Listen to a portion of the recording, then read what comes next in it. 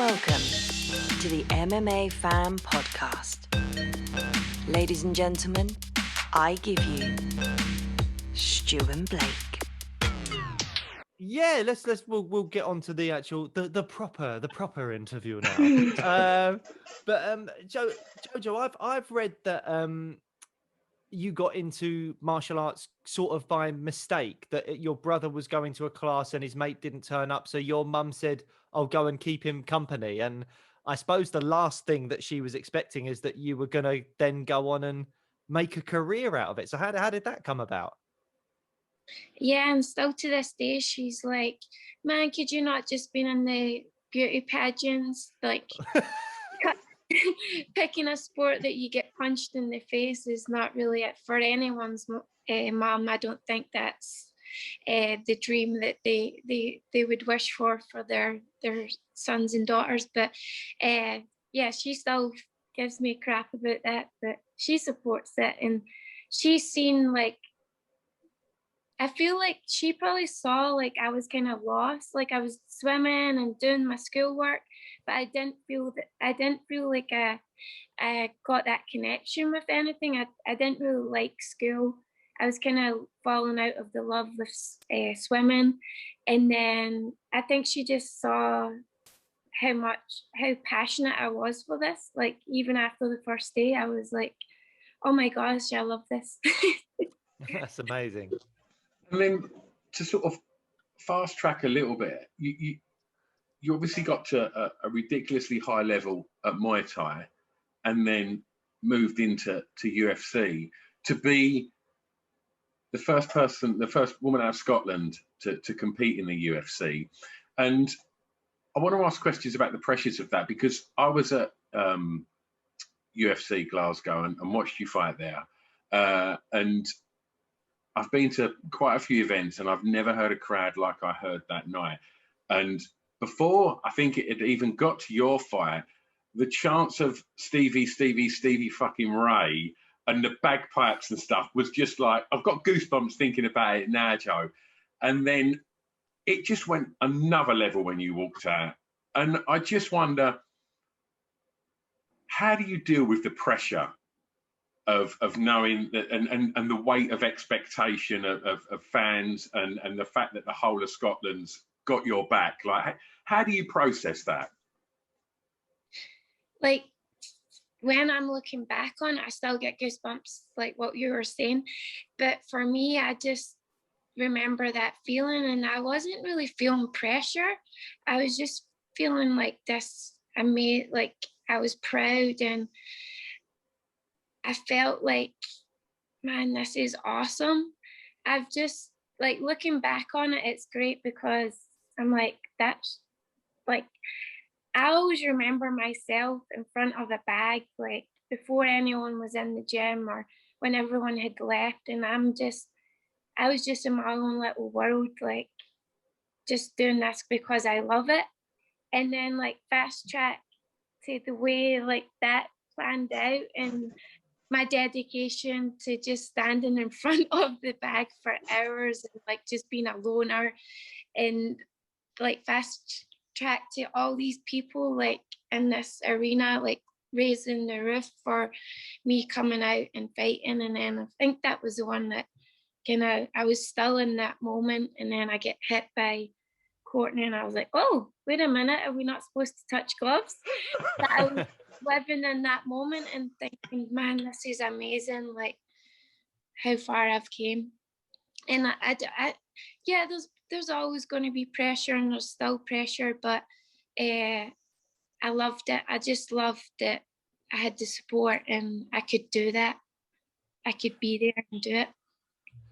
Back when you say you're there alone hitting the bag, like, before anyone's in the gym or after anyone's left, what do you remember what you were kind of thinking about at that time? Are you just thinking, "Oh, I was taught to do this and taught to that," or you're thinking about the bag, or are you imagining young JoJo? Are you imagining kind of being where you are now? No, definitely not. Like, I can just remember always wanting to go to the gym, because I knew there was something drawing me there, because like I said, like outside of the gym, like when I was at school, nothing really clicked with me. But when I went to the gym, you know, everything got left at the door, and I went in there and I just was in my own world, and I was doing something that I loved, and I was not thinking about the whole world stopped, and I was just there kicking the crap out of a bag or someone or pads, you know, and that's the part that I love. And so you started off your journey in Scotland, but since then you moved over to Syndicate MMA in Vegas. What was it that prompted that move? I left Scotland and I've been around. I went to Sweden, I went to Iceland a couple of times, I went to Thailand.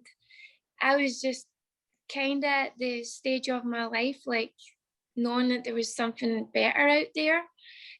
So I was kind of like lost, trying to find my way, and I was trying to find better female training partners. The one dream of mine was like, I just wanted someone the exact same as me to train with every day.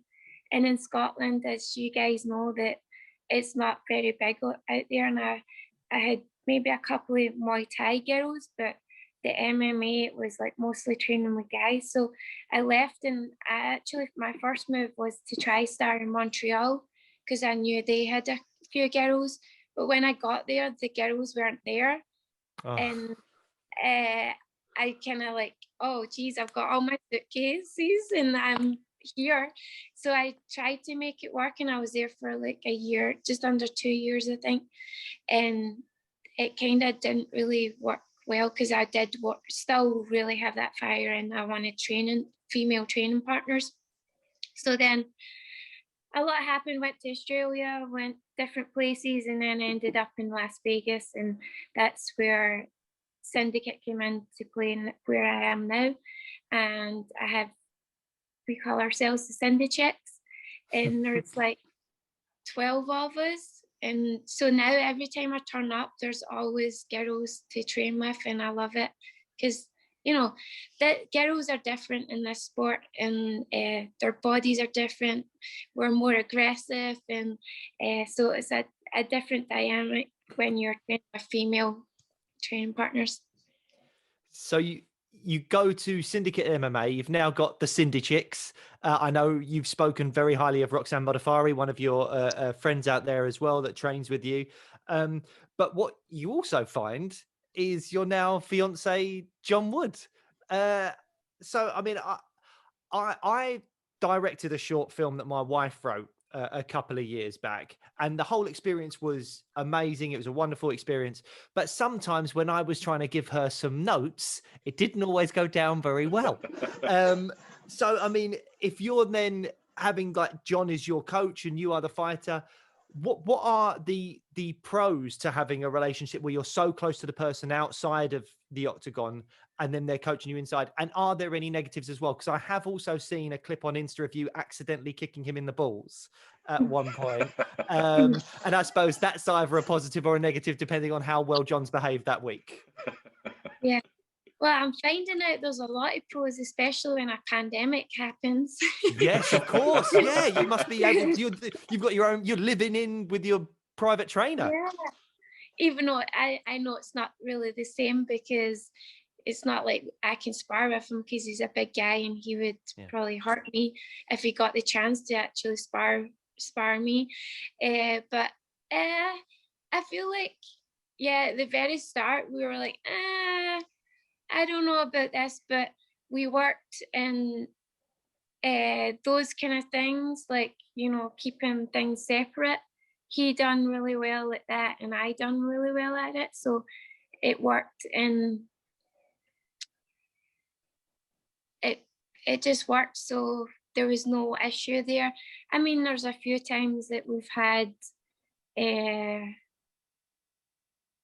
like you're saying about me kicking him in the balls, and he goes, he is in that mode of, oh, my fiance just kicked me in the dick, but things like that. But it's things like that we laugh about and we're always going to bring up. So we're pretty similar in sense of humor, even though he's an American. And I feel like there is a language barrier there, but we make it work, and we have a really good relationship in the gym and outside of the gym. Wonderful. Judge, I just want to take you back to when you was talking about the feeling you have walking out at Glasgow, and I imagine it's, you know, the feeling must be similar whenever you're walking out to a fight and there's a crowd there, or I guess more recently there's not a crowd there. I just want to ask you, what is your routine before you walk out there? Them last kind of like 30 minutes before you walk out. What's your sort of process before the walkout, Jo? So basically, don't let the nerves take over. You're probably visiting the toilet every minute and trying to finish up your warm up, just making sure you feel ready and you got a good sweat on. And then it's just basically staying calm and not letting your thoughts and feelings take over, you know, because you know that it's getting close and you're kind of looking at the door, like waiting for the runner to come and get you and say, it's your time, or let's go, let's do this. So just trying to stay calm and making sure that I've done the warm up and I'm ready to go, and then you're just around your team and you're listening to them. But usually I'm pacing up and down, or round and round, and just staying calm. And then to be honest, that 30 minutes, looking at it now, it feels like 30 seconds, because you're like, geez, like it feels like it's 30 minutes, but then when you look back, you're like, oh geez, that went by really quick. Like, can I go back? And I'm still not ready. I could hit the pads a few more times before I have to go out in front of everyone and have someone physically try and beat me up. Is that something that the nerves, is that, because I'm just trying to think if that's something that through experience it gets easier to deal with that, but then you know, watching as your career's grown, you know, obviously each event now feels like it's getting bigger and bigger, and there's probably more depending on it, you know, as you're moving closer to, you know, that title shot. Like, is it something that you can control, or do you feel like more, you know, do the nerves grow as the kind of the gravitas of your, you know, your fights and your career grow? Yeah, you definitely can control it, but I think the things that you can't control is like injuries, and like if you're taking it on short notice, or if you've had a good camp or if you've had a bad camp. All those things you can't really control, because this is a full contact sport and shit happens, you know. There's not a fight you go in and you feel 100%, but there's maybe fights that you feel more pressure, because you know in the back of your mind, oh, I hurt my knee, I couldn't really run for this camp, or so there's those spots that put more pressure on if you have had incidents like that. And I feel like throughout, like I've had 40 fights now, that it never gets any easier. It's just things, what you're dealing with or what you dealt with in camp, that kind of put more pressure on that mental side of things when you do have to turn up for that day in the office. One thing we also talk a lot about on this show is the weight cuts and how difficult that can be for fighters and taxing on them. Now, you started your career in the UFC fighting at 115 pounds, and you now fight at 125 pounds. So how difficult were those weight cuts to 115, and kind of what was it that you were doing to make that weight? And also, now that you're cutting 10 pounds less weight, how much do you feel that improves not just your performance in the octagon, but your maybe your health and happiness outside of it as well? Yeah, that's another thing I should have probably not put in, if you had a good cut, or that also comes into play for pressure and turning up on the day. But for that, like, now I feel so much better. I started off my Muay Thai career when I was making 52 kilos, which is 115. And so just it takes a toll on your body. You know, you're doing this. I've been doing it for 20 years now, and your body, and you're getting older, and you know, you're always changing your training and your knowledge. Back then I didn't really know what I was doing, and now like I have access to the Performance Institute, and they've learned me a lot about my body and that kind of thing. So the resources are better now, whereas before it was just don't eat and train harder, which that's cool for the first couple of camps. But if you're doing that every camp, your mentality and your life, like if you think about having maybe not eating for a day, you're miserable, right? Yeah. Even skipping a meal, you're miserable. So if I skip a chocolate bar, I'm miserable. So can you imagine, like I can remember having to do like an hour fasted run before I actually turned up for training.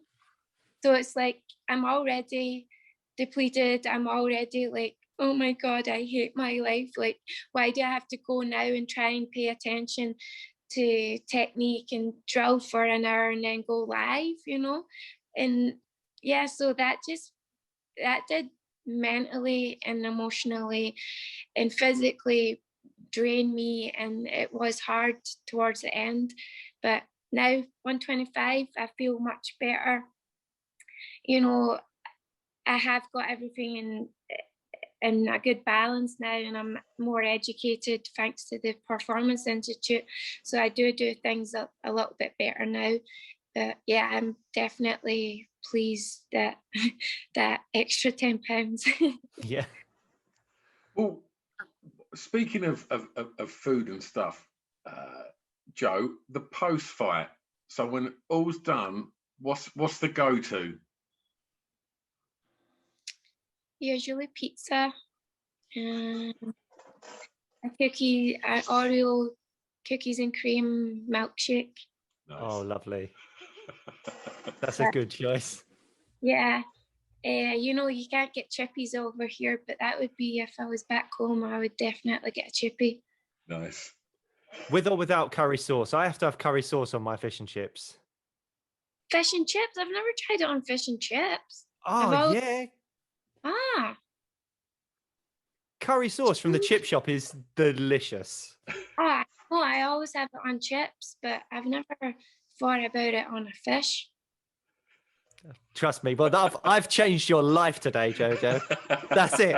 Your life has changed for the better. Yeah, just for that. Just then go and then turn around and go back. Wait a minute. So one of the other things we like to talk about is social media, because, you know, I think anyone, regardless of whether you're a fighter or you work in an office, you can see the toxicity of social media a lot of the time. So, you know, I think of you as one of the most likable people in the sport, but even incredibly likable people have to deal with their fair share of nonsense on Twitter. So have you ever had any difficult experiences on social media? And if you have, how do you kind of get past that from a mental standpoint? Because I imagine that if people are telling you you're rubbish or you're about to get knocked out or something like that, it can't not have an effect on you. It's just how you deal with it, right? Yeah, for sure. And I feel like I've just, so not my last fight, my fight before when I lost by armbar, I was getting so much messages. Like one guy says that called my mom all the names under the sun and said that she shouldn't have had me. That was hurtful. And then I had someone, like people sending me, oh, you owe me money, and sending me their Venmo accounts, and yeah, just a lot of hate. But then my manager managed to get my social media so that I didn't get that kind of hate mail. And because well done to him. Yeah, I struggled with that, like, because I had, like, you know, it's better people want to kick you when you're already down. They don't kick you when you're up, you know. They think you're the next best thing and like praise you and that kind of thing. But when they see someone down, it's weird. Toxic people out there that just get a hit on kicking people when they're down, which I don't get. I've never got it. But throughout my career, I've been lucky enough to not get a lot of hate, but just probably because that's fresh in my mind that, yeah, that did happen. And also, I now I've learnt myself that people, you know, you can get 100 positive messages, and that one person that sends you something horrible, you're going to be like, oh, geez. So, and you're probably more likely to reply to them, but that's what they want, you know. Yeah. They want you to reply. So I've learned now that no, don't let it bother you. I keep my circle small, and it's like you're with me or you're against me. And if you're with me, then we'll go far and enjoy the journey with those people. And the rest is, it's just the way life is, the world is. You're going to have to deal with those people. They're always going to be there, unfortunately. But yeah, deal with just moving forward with the good people you want around you. That's great advice, JoJo. And for the record, we're definitely with you. And to anyone else out there listening that's having that kind of stuff, that is what the mute button's for. I've used it many times because they love it when you block them.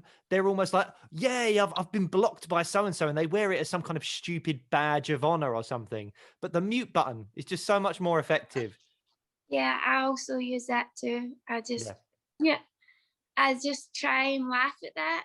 And I'll have a laugh with John. I'll be like, look at this asshole. And then we'll have a laugh and then block. And then you don't have to, well, until the next person, but we just try and laugh at it, block again. And then, yeah. Or you go in and look at their profile and you're like, oh, really? Yeah, exactly. And then you block. Yeah, or they've got like one follower. They're just like some kind of weird bot or something. Yeah, it's strange. It's strange. That's it. That's what we're living in right now. And it's the power of social media. Like I just noticed that with this fight that's coming up, you know, I went on Twitter and I was kind of getting a bit restless. Like, should I still be chasing this fight? And I went on Twitter and then like the next day it got booked and I was like, oh, so it has its pros and cons. And so in regards to the fight that's coming up, and there's also another big fight in your division coming up very, very soon. Just want to get your thoughts on that fight, the Shevchenko fight. Yeah, I'm looking forward to it next weekend. I'm terrible at predictions, but I have this feeling that Jessica's going to do it. I've been in the octagon with Jessica and she is a powerhouse, and that was at strawweight. So she's been looking awesome. Valentina, she never changes. She looks awesome and dominant. So I think it's going to be a good fight, but I've got a little feeling that Jessica's going to get it. But I would be happy with either of them winning, to be honest. They're both awesome. Well, the most important fight is obviously coming up in June, which is JoJo Caulderwood versus Lauren Murphy, which a lot of people are seeing as the #1 contender fight in that division. Obviously, we'll be massively backing you for that, JoJo. You had a fight with Jessica Rye recently, and I think you made it quite clear that you weren't a big fan of Jessica. She wasn't your best friend by any stretch of the imagination. Does that help in a fight if you don't like someone, or does it not make any difference to you? You're there to do a job. That's the first time that's actually happened. But then when I watched the fight back, I was like, oh geez, I just kind of jumped in and we started fighting straight off. And the kind of start of the fight was, I feel like I did let my emotions run.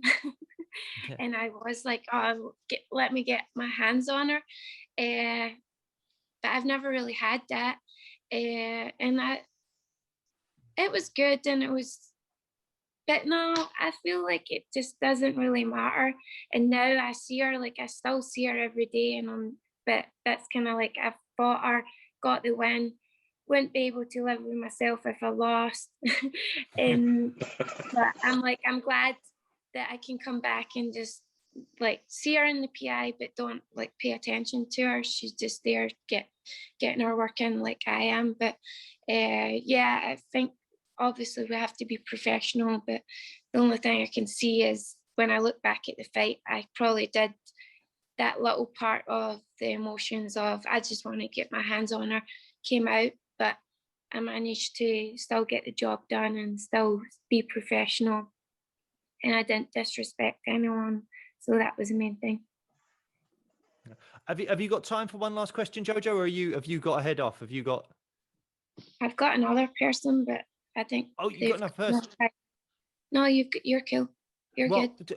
Something else we try and highlight on the podcast are difficulties that female fighters will face that male fighters don't face. And we spoke to Molly McCann recently, and one of the things we actually spoke about was periods. And she was saying that she is someone that checks her calendar immediately when she's offered a fight, because she's someone that can get physically sick, it can affect weight cuts, all those types of things. And she threw out a statistic that 80% of you're 80% more likely to be injured on the first day of your period. And when you think about 3 weeks of like a 10-week training camp could be interrupted with that, it could affect your regime. I mean, are you similarly thinking about kind of timings of fights with correlation to kind of when you'd be on or anything, or is there something else that male fans won't really consider or think about and give female athletes enough credit for, that we're not realizing that female athletes have to kind of jump over these extra hurdles? Yeah, that would be nice if you could plan it around, when's best for you. I know everyone's different. For me, throughout my career, it's never really been that big of a problem for me. And I've always managed to make weight regardless, whenever, because we don't have control over when we can say, oh, I want to fight on this date. It would be nice. Yeah.